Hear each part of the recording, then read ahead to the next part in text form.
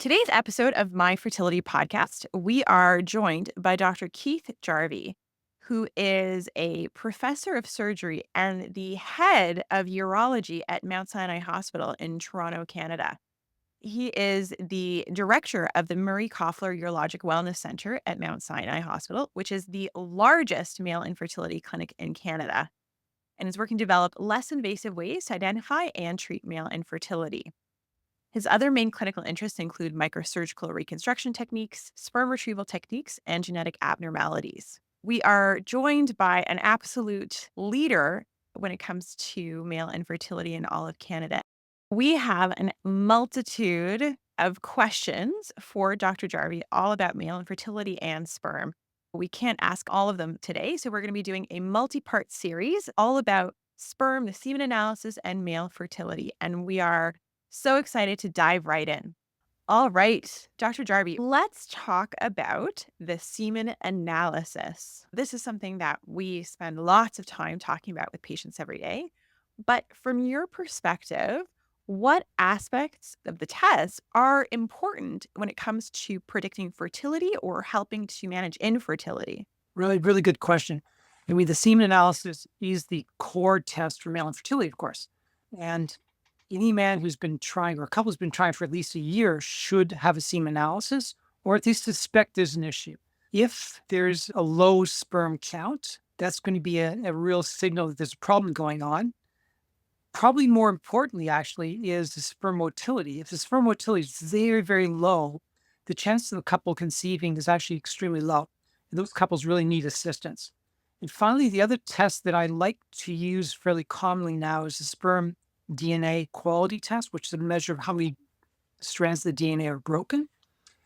And that's particularly good for patients who are considering going through the IVF program.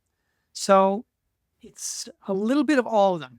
Okay. It's not Mhm. that easy. It's not just one or the other. If you have a low count, important. If you have a very low motility, extremely important. And if you have a loss of DNA damage, that really is a very bad sign for couples to have normal live births. I have a lot of questions about the DNA fragmentation, but before we get into that, can you talk about morphology on a semen analysis? Uh, What it is, why it's so confusing? I know I have a lot of patients that get really hung up on that. so it's not only patients are confused by it, it's actually virtually every doctor is confused by it. So if you look at a sperm, it's supposed to look perfect. It's supposed to have this nice oval head attached to a tail that's about 3 times longer than the head. And if there's any imperfections in that package, it's considered to be abnormal. But we know the sperm that are a little bit abnormal can cause a conception. So the question is, how abnormal is abnormal? So let's put it this way. If it's a really abnormal sperm, say the head is missing, called like pinhead sperm, it's kind of cool. You just see the tails wiggling around with the little heads going at the top of them. That patient's not going to have kids, guaranteed. But if it looks perfectly like little oval, nice little tail on it, and maybe there's a little extra lump on the mid piece of the sperm, those couples may actually have kids. So it's a really tricky question. Right now, I'd say the hardest thing for labs to measure is actually the morphology, because every person who measures it takes a look at it and sees something different. So if you're looking for perfection, you look again a month later, you actually have a different idea what perfection is. So we pretty well know, with most of the andrology labs, know what's really bad. They also know what's really good. They have trouble in the middle. So generally speaking, if we have morphology, which is low, if the sperm count, motility is also good, we shouldn't generally tend to ignore it. If the morphology is really bad, even if the count and motility is good, we can't ignore it. So we know that makes a big difference. It's tough in the middle, though. It's tough in the middle. When they're good, they're good. When they're bad, they're bad. It's that middle one that's really hard. So I really find it difficult to tell patients who have that middle range if the morphology actually makes a difference in their outcomes. So that's a little confusing for everyone, but that's the reality. Right. And how is morphology calculated on a semen analysis? Because you see 2%, Kruger criteria, 4%. Can you talk about that? Yeah. So the strict morphology, the sperm has to look perfect, has to have a nice oval head, that nice long tail, has to have a nice cap on it, which looks basically perfect. And if 4% or more of the sperm look perfect, that's considered to be normal range. Okay, so that's considered. There's another one, which is a less strict morphology. And they sort of say, okay, there's a little bit of a lump extra on the tail, or maybe the head's not as well formed as it should be. That's a less strict morphology. And sometimes you'll also see a lab that will say 30% normal morphology. It depends on what they're reporting. Most of the labs now will report that first one, which is a strict morphology, and they'll say 2 or 3% normal or 5% normal. That's how they do it. Those are actually usually read by eye. So the problem is each one of those technologists is going to read it just a little bit differently. So that morphology number one may be the same as number two, but in fact, they may read them differently. So basically, tricky question. Again, if it's really bad, it's a good test. And it's really good, it's a good test. It's those in between ones where we have difficulty determining how much of a difference it makes. I'm going to probe even further on this because this is a question that I get probed about from patients, right? They get a semen analysis done at a lab that will use that Kruger strict criteria. Morphology comes back 1% normal forms or even 0% normal forms. And so it's like, oh my God, like I'm never going to have a baby. I'm never going to get pregnant with this sperm. It says 0% are normal. And how do you counsel patients about that? Or how do you interpret that? That's when you have to look in the details of the report. So the 1 or 2% normal forms, I look in the details, and the details will say how many abnormalities there are per sperm. And if there's more than 2 abnormalities per sperm, roughly about 2.5 abnormalities per sperm, that's a very bad sign. If there's a really abnormal sperm, if they say like there's 2 heads in the sperm, that's a really bad sign. But if you just take 1%, those couples may actually have children quite easily. So 1% by itself, that's when you have to actually look into the details of what that 1% normal actually means. Again, if it's a really bad ones where there's lots of defects or there's 2 heads or there's 2 tails going on, that's a bad sign. But if it's just 1% look perfectly normal and then 20% actually look pretty good, that's actually not such a bad prognosis for the couple. But it's a tricky one. I realize when the couple gets back the information saying, okay, you have 1% normal, that's an abnormal number. That's really shocking for the couple to look at. I absolutely get that. I get that all the time. I have exactly the same problem you have. Right. And on that topic, I mean, we all know the answer to this question, but I think it's worth mentioning. A lot of couples get worried, like, okay, so you're telling me I could conceive, but now I'm really worried I'm going to conceive an quote unquote abnormal child because I have so much abnormal sperm. So now I don't even want to try anymore because of all of these abnormal sperm, and I'm worried I'm going to have a child with genetic or chromosomal abnormalities because of the abnormal sperm. Right. That's not the case, but you can talk about that, please. Yeah. Yeah, I get exactly the same question all the time. I have a normal sperm. Is it going to result in an abnormal child? And the answer is basically no. Yes. All of us know that that's not the case. Probably what happens is those normal sperm are picked out in the process. And out of those 70 million sperm, the ones that make it through tend to be the best ones. And probably that's what happens is the best one gets chosen in the process. And it doesn't result in any higher risk to have abnormalities in the kids afterwards. Thank you for saying that. It comes up a lot. And kind of along those same lines, as talking about morphology, another question or another concern that always comes up is, why do different andrology labs or different labs that run semen analyses use such different quote unquote normal values? Like Mm. when you're looking at the sperm count or motility, or, some places have vitality I've seen on semen analyses, right? Why the variation? What's that about? So there is a standard. The World Health Organization has a standard that everyone should be using across the board. That standard has changed throughout the years. And sometimes labs will take a little bit of time to catch up to the standards. And every couple of years, the WHO, World Health Organization, will change those standards. And I'll look at different labs, and they haven't changed their normals yet. And I think that's more what happens than anything else. There's also labs that you mentioned, a really good test, the viability test. In other words, how many sperm are alive and how many might be dead. That test is not measured by all labs, but it should be. That should be a standard test in all labs right now doing semen analysis. Can you tell us a bit more about this viability testing, what it is, what it does, what it means, how it's done? Excellent. Okay. So viability test is simply how many sperm are alive or dead. It's a fairly simple test to do. The lab, they put a little dye on the sperm and they can tell from the color of the sperm if that's alive or dead sperm. And then basically they count how many alive or dead.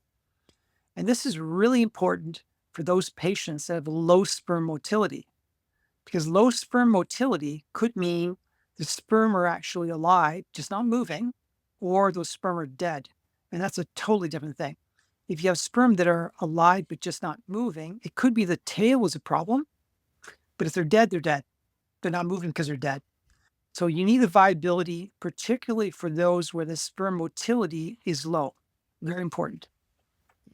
Now, if the sperm motility is low, regardless of whether they're alive or dead, how does the viability really changes what we do as fertility specialists? Because we still have to do the sperm wash and get the motile sperm. That's a really good question. At the end of it, if the sperm are dead, let's say you have 80% of the sperm that are dead, those patients don't do very well just with an intrauterine insemination. They probably need in vitro fertilization to succeed. The other problem with if there's a lot of sperm that are already dead, quite often the remaining sperm are also abnormal. They may have damaged DNA because they're either dead or on the way to becoming dead. So, they may not be dead at that point, but they're predisposed to dying pretty quickly. So a lot of them will already have breaks in their DNA and they're on that path to death already. So if you look at those men who have very low numbers of live sperm, you do the DNA fragmentation testing, it's almost inevitably very high. We actually should talk about DNA fragmentation in a little bit, but just the precursor is there's a lot of DNA fragmentation in these patients. No matter what we do, they don't do very well. And those are patients where it's really important to try to reverse that process. So circling back, if you have a patient with a significant number of dead sperm in there, you can't treat them the same way as if they had live sperm just not moving. They don't do very well with in vitro fertilization. And those are patients who should see urologists to try to improve the live sperm rates. Because if you improve that, you improve everything. You improve the DNA fragmentation, you improve the IVF outcomes. Those are patients where it's really important to dig in and find out why that sperm is not moving and why it's dead, and to see if we can reverse that whole process. Excellent. Thank you for that explanation. One thing that we really haven't mentioned in all of the metrics of the semen analysis yet is volume of the ejaculation. Now, this is something that, a lot of people who produce sperm get kind of hung up on in terms of the volume and concerns about the volume. Does it matter? What should we be looking for? It's an interesting one because volume is very important. Of course, if you have 10 million sperm per milliliter and you have half a milliliter, there's 5 million sperm there. If you have 3 milliliters, you have 30 million sperm. So just that bulk numbers by increasing changes what you can do on your side for the couple. That's very important. But maybe a sort of a more fundamental issue is, why is the volume low in those patients? Number one, maybe they missed a jar. That happens all the time. Happens all the time. Patients don't normally ejaculate into a container. Now, if they do, they probably shouldn't be in the fertility clinic in the first place, right? So it's not a normal thing. And it's really common for men to have difficulty providing a specimen. That's normal. I think it's incredibly important to recognize that this is a common problem that men would face. And it's just perfectly normal. It doesn't mean that they're abnormal, that they have a problem. Otherwise, this is just a weird situation. You're putting men in a lot of pressure. And a lot of men have that issue where they either can't provide a specimen or they just can't get it into the jar. That's number one. But then the second one is, let's say you do it again and you find that again it's low. Sometimes those patients are missing the tubing, or maybe the tubing which takes the sperm through may be missing. And that's very important to understand that. And then sometimes their prostate area is blocked. And then sometimes diabetes results in abnormal nerve conduction to the prostate, so nothing comes forward. So if it's a nerve problem, like from diabetes, that's usually pretty easily treated by us. If it's a blockage problem, that's a hard one to treat. So finding out the cause of the low volume is very important.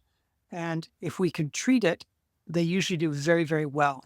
Those are usually ones where if we find a cause, we are very successful in treating them. With the ongoing effort of fertility myth busting today, another common question or common anxiety, I should say, that patients have is, my volume was really low because I was really stressed or because I was really nervous. Mhm. Is there a relationship between stress levels when producing a sample and volume? The short answer is yes. I mean, it's not just hitting the jar. It's also with full ejaculation, you're going to have more fluid coming out. And also, they're under stress, you just can't even perform. So patients might find in that situation, it's just easier to go home, repeat the test at home, relax at home, and then bring it in from home. And then you worry about the length of time it takes to get the sample to the lab to make sure that the sample isn't old. But that's actually less important than the men being relaxed and being able to provide a sample. So, you can't win, but you probably don't, you're going to lose more in the stress region than you're going to lose in the, like keeping it an hour, hour and a half. Okay, so I think the time has come to talk about this famous DNA fragmentation. It is a complex topic, and you're the best person in Canada, if not in the world, to talk about it. Tell us what DNA fragmentation is. Give us a little primer. What the test is, what does it mean? How can it affect fertility outcomes? And I have a million more questions about it, but let's start with that. So the DNA in the sperm is really tightly compacted. So it's protected and it doesn't break. But if there's a lot of things called reactive oxygen species, or these things which are sort of can damage the DNA, there's going to be damage in all the DNA anyway. There's always a little bit of damage, but that damage can be repaired. If the damage is more extensive or in more areas, then it's going to be difficult to repair it. And then when that couple tries to have children, unfortunately, with that damaged DNA, it may cause difficulty not only with the fertilization process, but more importantly, downstream and actually having a live baby at the end of it. So there's going to be a higher pregnancy loss rates. So yes, there's a reason. There's a lot of ways of measuring, but what they're trying to do is essentially they're trying to look for colors, which will change as the amount of DNA damage increases in sperm. And then what you can usually do is look at it by eye under a microscope, or you put it through a flow cytometer, which essentially is a machine that just passes through like 5,000 sperm.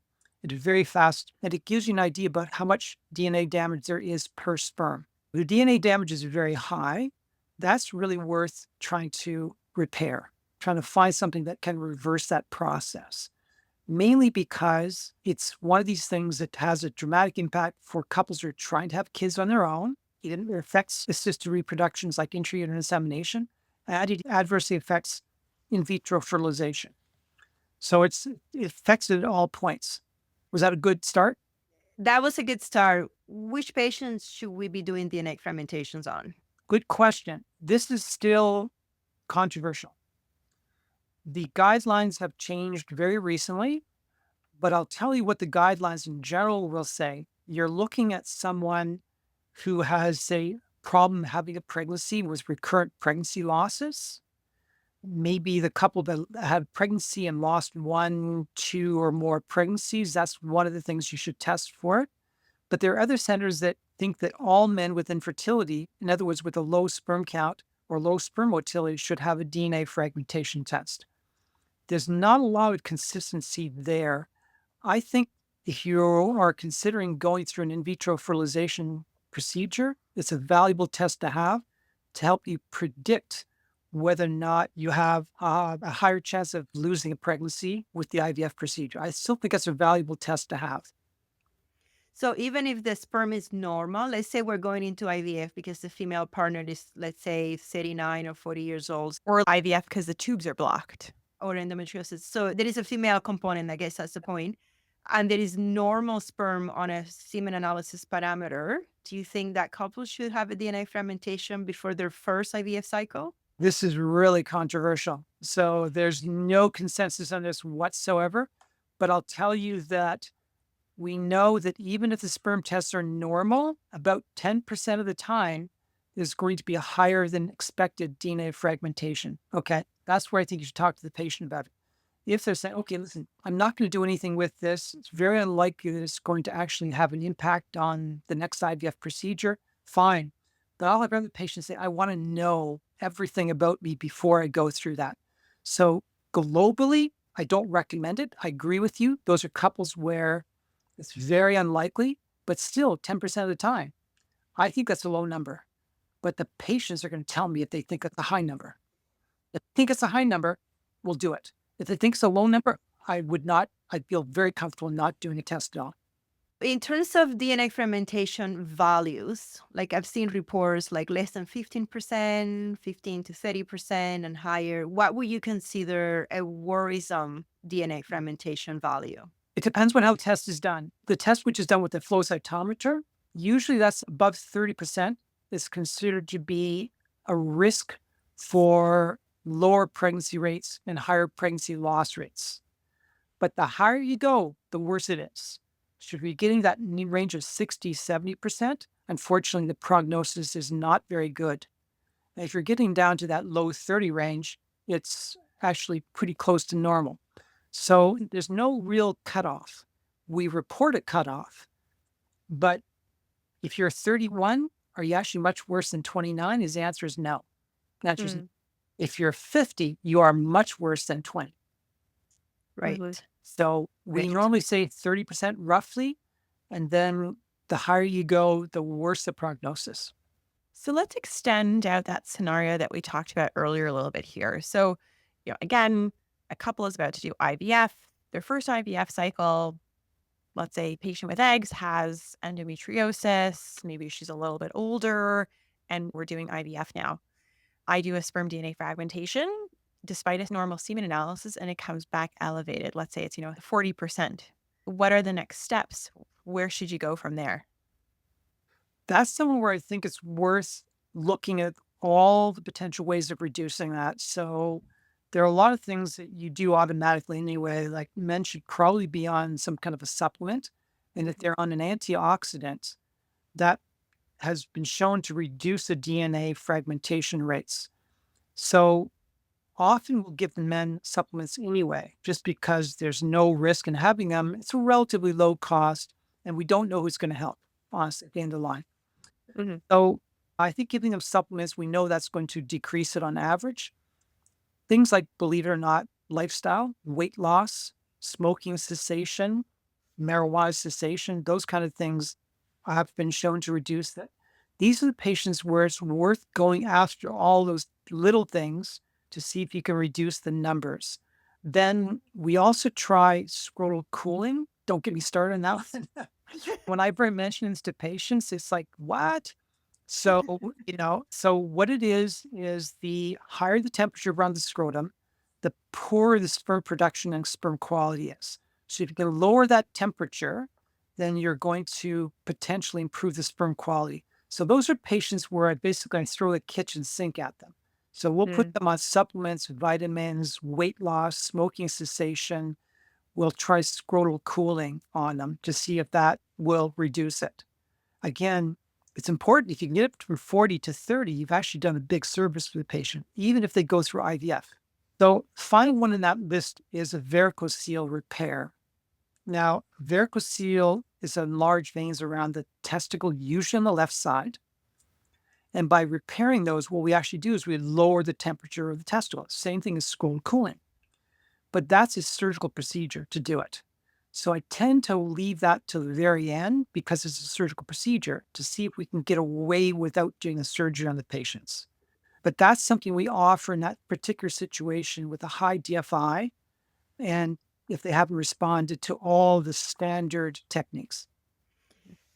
So just for our listeners, DFI stands for DNA fragmentation index. So we're still talking about DNA Thank fragmentation. you very much. And so can you talk a little bit more about scrotal cooling? Like what is the exact protocol? Like what do they use? How many times a day? How many days? How often in the day? Uh, Can you give us the yeah, exact protocol? yeah. So there are devices that you can use that cup the testicle. And what they do is they provide a little bit of cooling around the testicle. And most of the devices, though, tend to get warm pretty quickly. So they're actually hard to use for patients. So if they're going to work, a man goes to work, he may have to have these little devices that cup the testicle and cools the area down. It can be quite hard to take that device, then find a freezer when you're at work and put it back out again. So it's a very, I think, very demanding kind of treatment for our patients just because practically it doesn't usually fit in with the regular workday of most patients. So I say, whatever they can do, whatever works for them that they can actually successfully manage to cool the area because they have to actually use it for 3 months. It's not just a 1 month window. They have to use it consistently for 3 months. So if they're able to use it consistently as much as they can during the day, I did a study on my own patients, and we actually got up to about an hour a day on average for the patients, which was pretty good. And it seemed to make a difference in terms of sperm quality, even at 1 hour. So I don't know if you actually used it 24 hours a day, if it would be better, but it's not practical for the majority of my patients. Most of the time, what happens is they'll go to work, they'll come home, they'll use it when they get home. And if they get an hour out of it, I think that's a really good effort on the patient's part. And pardon my ignorance, I don't have testicles. But do you need a device or can you use anything cold? You can use anything cold.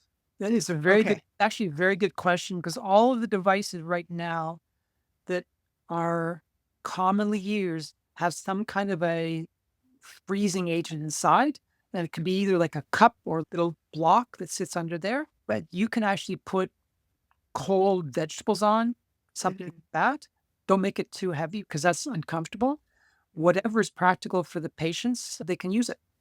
Okay, so that's good. So they can watch TV and just put something cold and sit on top of it. Yeah. And I would assume you need to be wearing like some layer of clothing, not to put it directly on something cold, because then You don't want to freeze it. And the converse is, of course, you want to have them avoid really tight clothing the other times. So you want to make sure that they're not wearing those Saturday Night Fever kind of clothing. no speedos.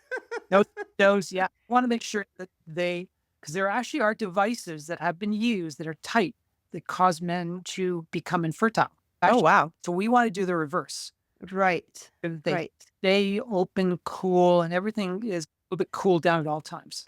Speaking of cooling and heat on the scrotum, I think we're a little bit off topic here, but how about the idea of using a laptop on Mhm. your thigh? Because I've heard that being an issue for sperm or sitting, like if you're an Uber driver and you're Yeah. sitting in a car for a very long time or working in a kitchen. Yeah. So people whose work depends upon being in a hot environment, they will have a reduction in sperm parameters. Though the problem is you can't really take them out of that because then they may lose their job and then they won't have enough money to raise their children.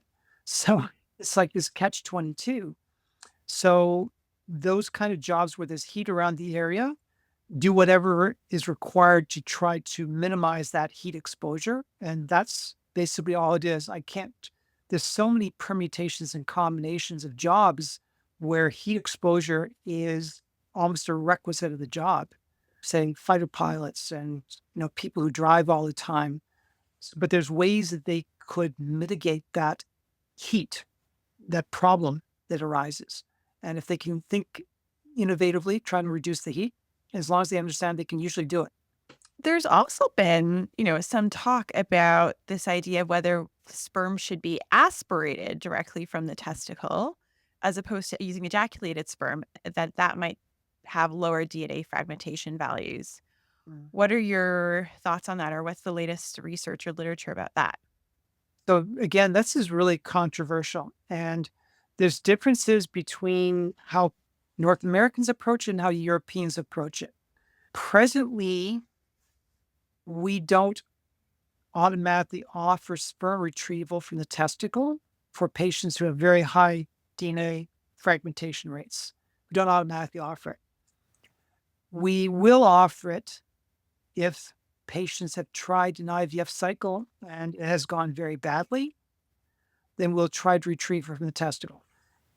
It's true, absolutely true, that the DNA quality in the testicle is actually better than it is in ejaculation. You're basically fresh to the source. You're going to be better than when you go through all that processing of getting out. It has to go through all the tubes and get out, and it gets damaged on the way out. So if you can get it earlier on, there's less DNA damage. Problem is earlier on, it's also less mature. So you lose a bit and you gain a bit. It's still controversial right now what to do with these patients. We have not yet flipped over to offering sperm retrieval for men who have persistently high DNA damage, but we will offer it again if there's a very bad outcome for an IVF cycle and the DNA quality is very poor. We will offer it now. So that's interesting. So let's say we have someone who is 40 and do their first IVF cycle, and we do a DNA fragmentation and we find that it's, I don't know, let's say 35, 40%. So now you have that struggle of like spending time working on decreasing the DNA fragmentation. Maybe 3 months later is still the same or higher, but now she's 3 months older, right? And we know the impact the age has on fertility. So at some point, you might have to say, no, we have to do this IVF, DNA fragmentation or not, because we can't keep waiting 3 months and 3 months and 3 months. And then the older she gets, the worse the outcome is going to be. So if you are going into an IVF cycle knowing that your DNA fragmentation is high, but you've never done one, so you don't know what the outcome is going to be, would you say if that is the first cycle to do an ejaculator sperm, knowing that you have high DNA fragmentation, or do an aspiration? Yeah, I mean, this is sort of the art of the REIs and the infertility people is to sort of individualize the treatment, which would optimize the care using the best information that we have. And the information is not perfect. We have to recognize our information is not perfect here. So if I had someone with the DFI of 35, I probably wouldn't do it right now. We may change our mind a year from now. But if that same person came in with the DFI of 50 or 60, would be more inclined to offer it if the couple did not have the time to wait for another cycle. I agree with you there. These are sort of gray zones. We shouldn't be too rigid how we offer it to the patients. We're trying to optimize their chances to have a live, healthy child. And we're working with incomplete information. On a time issue. Yeah, I think patients understand that. And they may want us to do something which doesn't make sense, in which case I will usually say no. But a lot of times the patients say, listen, I'm this age. I haven't got a lot of time to waste. Am I going to increase my odds even by 1 or 2%? And then I leave it to them whether or not that would be something that they would choose. Right. That makes sense. And another thing I've heard in terms of DNA fragmentation is this question of maybe doing 2 ejaculations or ejaculating the day before the retrieval procedure or X number of hours before the ejaculation that is going to be used in the IVF cycle. What are your thoughts on that? A lot of this is being done now just as routine. And so doing a double ejaculation, on average, the second ejaculation has less DNA damage than the first one, on average. It doesn't work for everybody. There's some patients where it doesn't touch it at all. And there's other patients where it drops by 10% or more on the second test. So I think that's a very good technique to manage couples where you think you're going to go through an IVF procedure anyway, but you want to choose the optimum sperm for the cycle. And then afterwards, you're going to process it by whatever technique, which will choose the best sperm that's available. But despite that, there still is going to be a higher pregnancy loss rate than we would expect in couples who would have normal DFR. So a double ejaculation, are we talking like an hour apart, like back to back if the man can do it, which I know might not be easy? Are we talking like, because I've also heard like doing it the day before the egg retrieval procedure might help as well. Yeah. So the protocols vary depending upon which centers you're looking at. Some people are doing daily ejaculations for 3 to 5 days, followed by an ejaculation in the morning for the IVF procedure. And there's some centers that are doing 2 ejaculations 1 to 3 hours apart. And I don't think the jury is out yet on which is the best approach to this. I think both do reduce the DNA fragmentation in the last sample. I think you could offer either one, frankly, right now. It's probably more practical to offer two in one day because then you have the first sample and the second sample, and you can work with either one. What happens is the sample is very poor after 3 or 4 days. That's one of the things that we sort of have recommended, two in one day. Though, frankly, if the guy's got 100 million sperm, I'm less concerned about that. Right. Along the line of DNA fragmentation and timelines and, doing IVF versus trying to work on DNA fragmentation, how long does somebody need to be on cooling therapy or be taking vitamins and supplements to start seeing a difference? And then what's the average length of time that somebody might be on these things before you might say, okay, you know, yeah, like you can do your IVF now? The sperm takes almost 3 months to develop. So we like to say it takes 3 months for that impact to occur with the cooling or with the vitamins or with anything you may offer them. But this is interesting. The cooling may also affect sperm after they've made it into the tubing. So the effect of cooling may actually be faster than we think. It may actually be like a 2-week period. If you decided that the couple want to go through IVF in say a month from now, and you don't have that 3-month window, I still think the cooling is worth doing for those couples because, first of all, it doesn't hurt anything. There's no risk. And the effect may actually be faster than we think. Interesting. In general, 3 months, but Mhm. if you've got no time, I still would try it. In terms of DNA fragmentation, here's a controversial question for you. Why isn't this test covered by OHIP? It doesn't cover new testing very easily at all. Hmm. I think if patients had, basically if they speak to their MPPs, that would probably be the way to try to change this, the financing for this test. Honestly, that's way out of my area. Fair enough. No, Well, it was a bit of a yeah, trick question, but well, what is the average cost of a DNA fragmentation? I honestly don't know. It runs anywhere between, this is just hearing from the different labs that do them. I think it's between like 200 to 350 for the test. You know more than I do about the cost, but that's just from my rough estimate from what's out there in Ontario. Yeah, we normally send patients to flow labs to have them done, but they Mhm. pay flow labs directly, so I'm not sure. But that's usually the number I mentioned, two Yeah. to $300. Yeah. all right. So switching gears a little bit, moving away from DNA fragmentation, another measure that comes up on some semen analyses, and not all of them, is anti-sperm antibodies. What are they? What's the deal with it? Should we be worried? Should we be concerned about that? So the anti-sperm antibodies, these are antibodies that the body produces against its own sperm. Sperm are Mhm. considered to be foreign invaders. So anti-sperm antibodies can be found in the fluid, the seminal plasma. Women can also have anti-sperm antibodies in their system too, which may attack the sperm that comes in. Okay, so you can have it in both sides. Let's just look at the male factor. So what can happen with anti-sperm antibodies is the sperm can actually stick together. So you'll see Mhm. the sperm heads sticking together and they're wiggling their tails, but they're not going anywhere because the antibodies are actually holding them together. These are like little bits of things that stick out of the surface of the sperm. And if they stick together, they can stop the sperm from moving very well. They can also block the important sites on the sperm that bind to an egg. So you can find antibodies in areas which block the sperm from fertilizing an egg too. So what we test usually is we have a test for antibodies, which usually is some kind of a bead. And on this bead, there's something called an anti-sperm antibody, which is another antibody which is attached to this bead, which then attaches to the antibody on the sperm. And then usually you see the sperm and the beads together and then measure that. That's sort of the most typical anti-sperm antibody test that you'll see.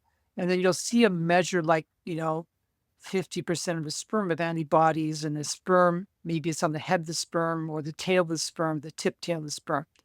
Generally, we will use the anti-sperm antibody testing If the sperm seem to be stuck together but moving still, it's called agglutination, where the sperm, they're just stuck in little, the tails are moving, but the heads are not going anywhere because they're stuck together. We'll often do anti-sperm antibodies there. The problem with anti-sperm antibodies is we don't have any effective treatments for them.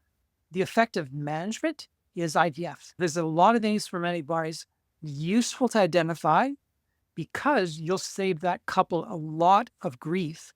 You'll take them straight to IVF if there's a lot, and they'll save a lot of time on the interim steps where the success rates can be very low if they have a lot of anti-sperm antibodies. And they'll go straight to, usually the treatment is in vitro fertilization for them, and it's very effective, very effective. Mhm. So important one to do, particularly if the sperm are stuck together, and it can save patients a lot of time and money if we can identify that early on What are some of the causes for anti-sperm antibody in men? in men. So basically, anti-sperm antibodies mean that that sperm has somehow gotten into the bloodstream of men. So the sperm are protected from the responses to the invader response. So normally, if you put a foreign body in, you'll create antibodies, that foreign body, which will come in and attack it. And then that will destroy that invader. So sperm are actually considered foreign bodies, but they're in a protected site in the testicle.